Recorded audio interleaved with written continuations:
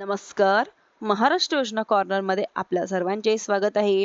आजच्या व्हिडिओच्या माध्यमातून आपण बघणार आहोत की अखेर अनेक अडचणींचा सामना करत राज्य शासनाच्या माध्यमातून राज्यामध्ये वन नेशन वन ई चलन प्रकल्प राबवण्यासाठी मंजुरी दिलेली आहे.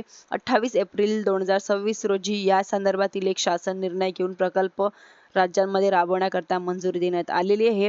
एकंदरीत आपण जर पाहिलं तर देशांमध्ये वन नेशन वन ई चलन ही योजना राबवण्यात जाते. हा प्रकल्प राबवला जात असताना देशात कुठेतरी रेकॉर्ड काय एका ठिकाणी एका पोर्टलला जमा केलं जातं. नागरिकांना जे काही दंड असतील ऑनलाईन पोर्टलद्वारे मोबाईल ॲपद्वारे भरता येणारे दंड भरल्या त्यांची ताबडतोब सिस्टममध्ये अपडेट होत त्यांची म्हणजे की रिसिप्ट मिळते.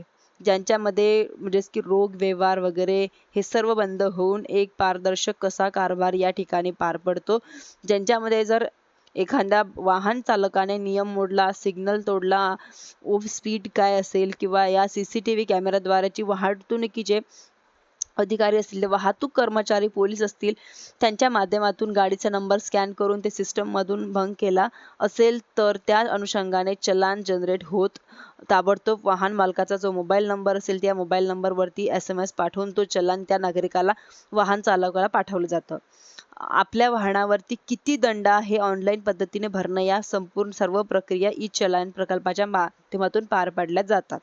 राज्यांमध्ये आपण जर पाहिलं तर वाहनाची संख्या असेल किंवा वाहतुकीच्या कोंडीच्या समस्या असतील, दंड वसुली करताना वाहतूक पोलीस कर्मचाऱ्याबरोबर होणारे वादविवाद असतील, या सर्व पार्श्वभूमीवरती हा एक महत्त्वाचा असा निर्णय राज्य शासनाच्या माध्यमातून घेण्यात आलेला आहे. राज्यांमध्ये वन नेशन वन ई चलन प्रकल्प राबवण्यासाठी मंजुरी दिलेली आहे.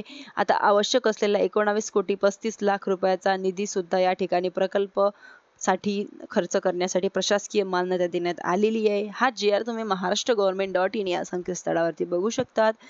व तुम्हाला ही माहिती जर मदतफूल वाटली असेल किंवा आवडली असेल, अशाच नवीन माहितीसाठी माझ्या चॅनलला सबस्क्राईब करायला विसरू नका. धन्यवाद.